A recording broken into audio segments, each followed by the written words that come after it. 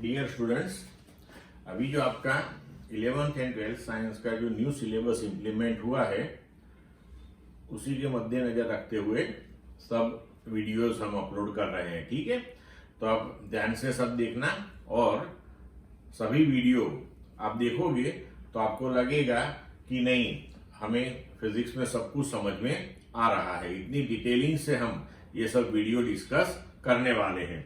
तो 11th standard का अपना जो पहला चैप्टर है यूनिट्स एंड मेजरमेंट, वहां से हम स्टार्ट करते हैं। राइट, तो पहले इसका थोड़ा बैकग्राउंड समझ लेते हैं कि फिजिक्स जो सब्जेक्ट है वो सब्जेक्ट कैसा है। Which type of subject is this one, which type of studies are carried out in this particular subject. So in broad sense we can say this thing कि फिजिक्स ये जो subject है this explain the phenomenas, जो हम हर रोज हमारी day to day life जो है उसमें जो डिफरेंट फिनोमिनास, जो घटनाएं हम देखते हैं, चाहे वो नेचुरल हो या मैन मेड हो, तो वो सब हम फिजिक्स में एक्सप्लेन करते हैं और उसको समझने का प्रयत्न करते हैं। And we try to understand the fundamental laws of nature. तो नेचर के जो सब नियम है वो हम समझने का प्रयत्न करते हैं इसमें। राइट, तो अगर हम डिफरेंट फिनोमिनास एक्सप्लेन करना चाहते हैं, हम नेचुरल फिनोमिनास अंडरस्टैंड करना चाहते हैं, तो उसके लिए बेसिक रिक्वायरमेंट्स क्या होगी। ओके, चलो ये चीज हम एक एग्जांपल से समझते हैं। जैसे कि हम बोले कि आज तो बहुत गर्मी है, टुडे इज वेरी हॉट, तो कैसे पता चलेगा? अगर आप एयर कंडीशन रूम में बैठे हो और कोई बाहर से आके बोले कि टुडे इज वेरी हॉट, तो आपको कोई अंदाजा ही नहीं आएगा कि बाहर क्या प्रॉब्लम है। मानो कि उसने ये बोला कि आज टेम्परेचर बहुत हाई है, तो देखो यहां पे temperature that is a physical quantity, मतलब कि कोई भी फिनोमिना अगर आप एक्सप्लेन करना चाहते हो तो first requirement that is the physical quantity. तो साइंटिस्ट ने फिजिकल क्वांटिटीज डेवलप की और डिफरेंट फिनोमिनास के साथ उनको एसोसिएट किया। लेकिन अभी भी कुछ कमी है। अगर कोई बोले कि temperature is very high, high means what? Now the second important thing that is it's measurement.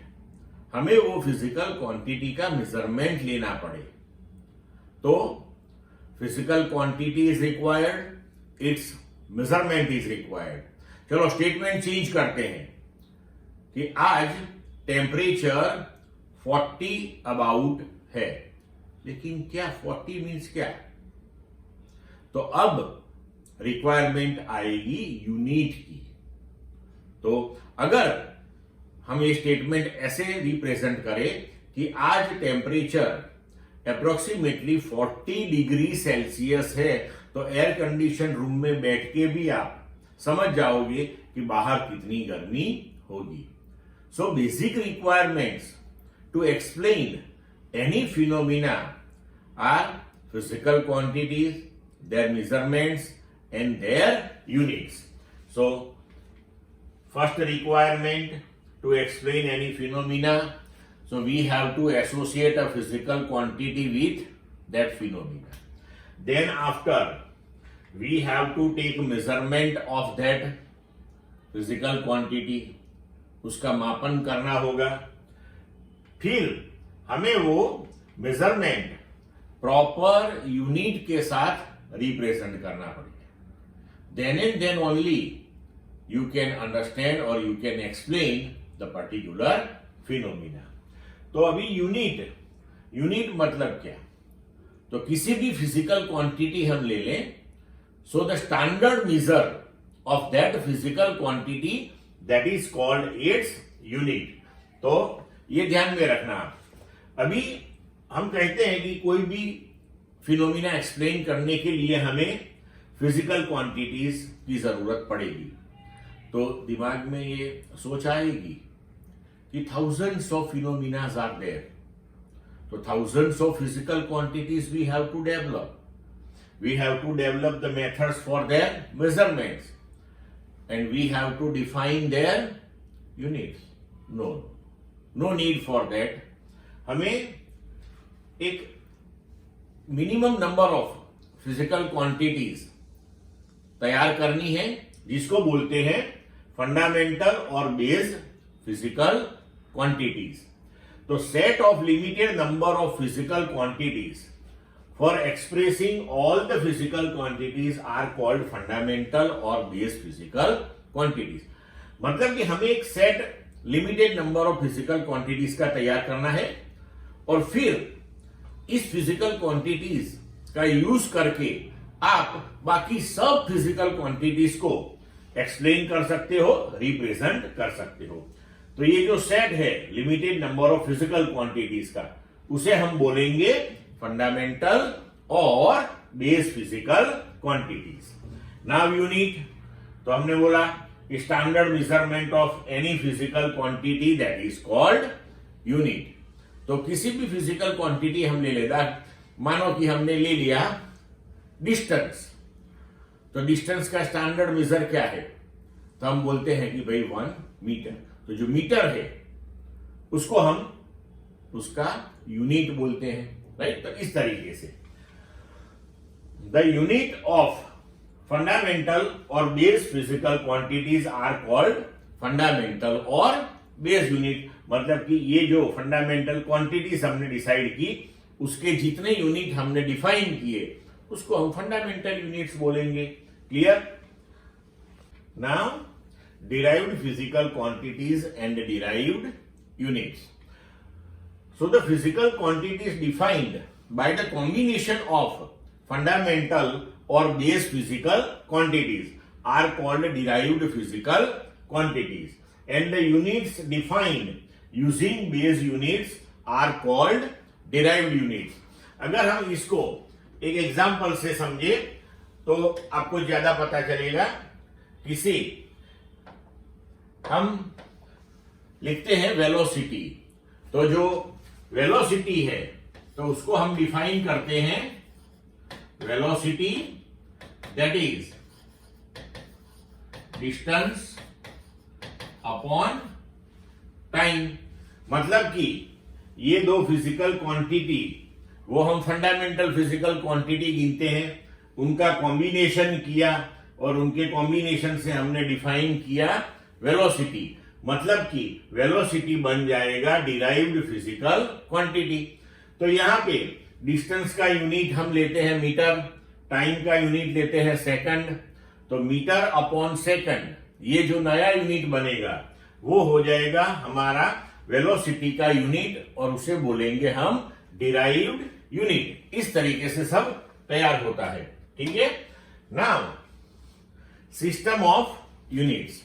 तो set of the base unit and derived unit that is known as a system of units. तो set of base units, तो एक पूरा set तैयार करना है हमें, और उस सेट का जो कॉम्बिनेशन होगा उसे हम सिस्टम ऑफ यूनिट्स बोलेंगे. क्यों हम करते हैं ये? तो देखो, पहले तो सिस्टम ऑफ यूनिट्स समझ लो, बाद में देखते हैं कि ऐसी जरूरत क्यों आती है. तो सिस्टम ऑफ यूनिट्स, तो पहले जब फिजिक्स और साइंस का डेवलपमेंट हुआ तो 3 फिजिकल क्वांटिटीज साइंटिस्ट लोगों ने डेवलप की थी, कि भाई लेंथ, मास एंड टाइम. और उनके यूनिट डिफाइन किए कि भाई लेंथ का मानो तो कि मीटर, मास का बोले तो कि किलोग्राम, टाइम का सेकंड. तो मीटर, किलोग्राम, सेकंड, तो ये 3 यूनिट का सेट बनाया और सिस्टम ऑफ यूनिट्स जो तैयार की उसका नाम दिया MKS सिस्टम. फिर ये मीटर, किलोग्राम, उसके छोटे यूनिट्स भी तैयार किए क्योंकि डे टू डे लाइफ में उसकी जरूरत पड़ती है. तो मीटर का एक यूनिट बनाया सेंटीमीटर, 1 फुट, किलोग्राम का 1 ग्राम, 1 पाउंड, सेकंड सब में सेम रहेगा, राइट. तो सेंटीमीटर, ग्राम, सेकंड, ये तीनों का जो सेट प्रिपेयर किया उसको बोलते हैं सीजीएस सिस्टम। ये फर्स्ट लेटर लेके ही इसका नाम बनाया हुआ है, ठीक है। फिर फुट, पाउंड, सेकंड, ये तीनों का जो सेट प्रिपेयर किया उसको बोलते हैं एफपीएस सिस्टम। तो ये इसलिए जरूरी है कि मानो कि फिजिक्स में कोई प्रॉब्लम के साथ आप डील कर रहे हो और उसमें हमें लेंथ मानो कि मीटर में दी हुई है और मास ग्राम में दिया हुआ है। अगर ये जो मेजरमेंट है एक मीटर में है, एक ग्राम में है, अगर उसका यूज आप किसी इक्वेशन में करके प्रॉब्लम सॉल्व करने का ट्राई करोगे तो आपका आंसर रॉन्ग आएगा, क्योंकि जितने फिजिकल क्वांटिटीज अंदर दी हुई है आपको और जितने यूनिट्स दिए हुए हैं वो सभी के सभी एक ही सिस्टम ऑफ यूनिट्स में होने चाहिए। अगर नहीं है तो हमें उसको कन्वर्ट करने पड़ेंगे, कैसे करेंगे वो भी देखेंगे आगे, ठीक है। तो हमें क्या करना पड़ेगा कि या तो आप लेंथ को मीटर से सेंटीमीटर में कन्वर्ट करो, उसके बाद उसका यूज करो, या तो फिर ग्राम को किलोग्राम में कन्वर्ट करो, उसके बाद उसका यूज करो। तो इस तरीके से आपको ये सिस्टम ऑफ यूनिट्स समझना है, ठीक है मित्रों। अब जैसे जैसे फिजिक्स में डेवलपमेंट होता चला गया, साइंस में डेवलपमेंट होता चला गया, नई नई फिनोमिनाज सामने आई, उसको एक्सप्लेन करने की जरूरत आई। सो धीरे धीरे साइंटिस्ट ने नई नई physical quantities set of fundamental physical quantities में ऐड की और फाइनली अभी जो set of physical quantities prepare किया हुआ है उसको हम बोलते हैं सिस्टम इंटरनेशनल ऑफ यूनिट्स।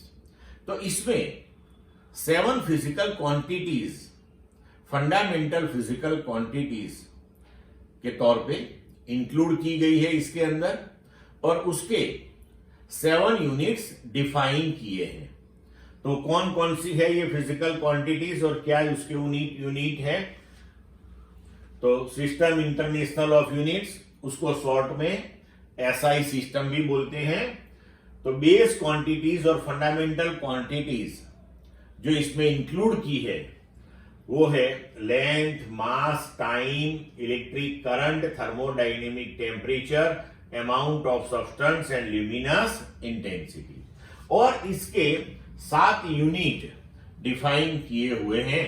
जैसे लेंथ का यूनिट मीटर है और उसके लिए आपको सिंबल यूज करना है स्मॉल m। मास के लिए किलोग्राम है, उसका सिंबल है स्मॉल kg।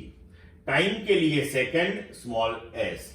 इलेक्ट्रिक करंट का यूनिट है एम्पियर, उसका सिंबल है कैपिटल A।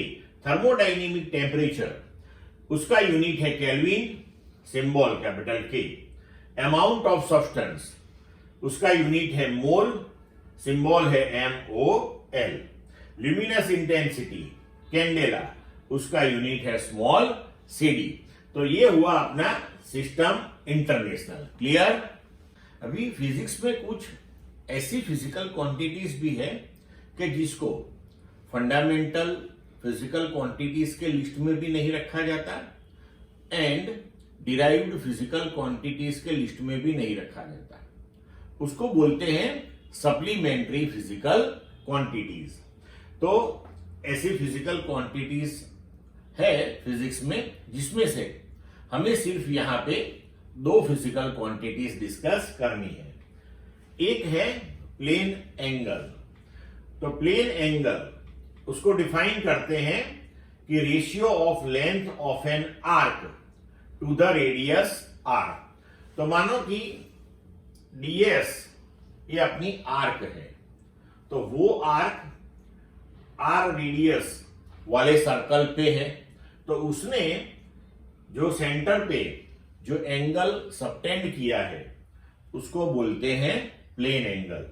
तो प्लेन एंगल हम d थीटा या सिंपली थीटा से भी लिख सकते हो आप, that is equal to arc upon radius. तो लिखते हैं हम ds अपॉन r।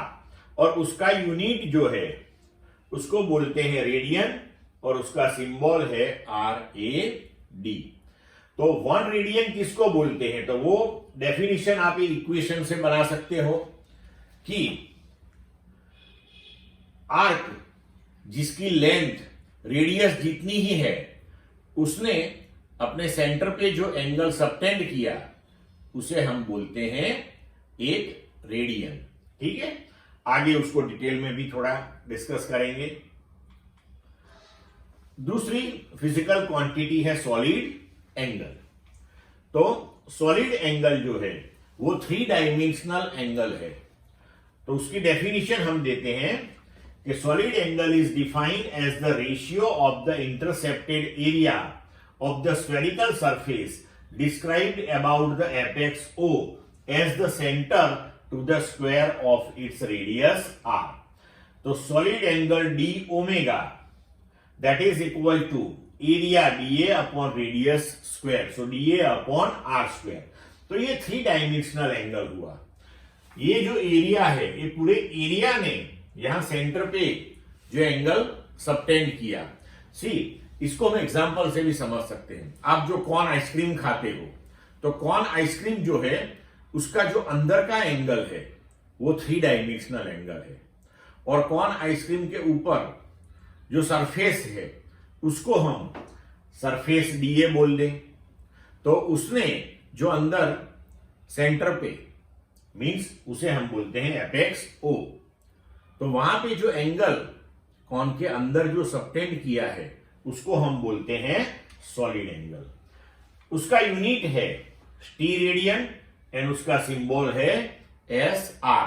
तो यहां पे अगर एरिया जो है वो हम 1 मीटर स्क्वायर ले ले और रेडियस 1 मीटर ले ले तो अपना एंगल हो जाएगा 1 टी रेडियन। और इसे हम ऐसे भी बोल सकते हैं कि जो अपना रेडियस का स्क्वायर है वो एरिया जितना हो तो सबटेंडेड एंगल जो है वो 1 टी रेडियन कहा जाएगा। ठीक है, क्लियर मित्रों?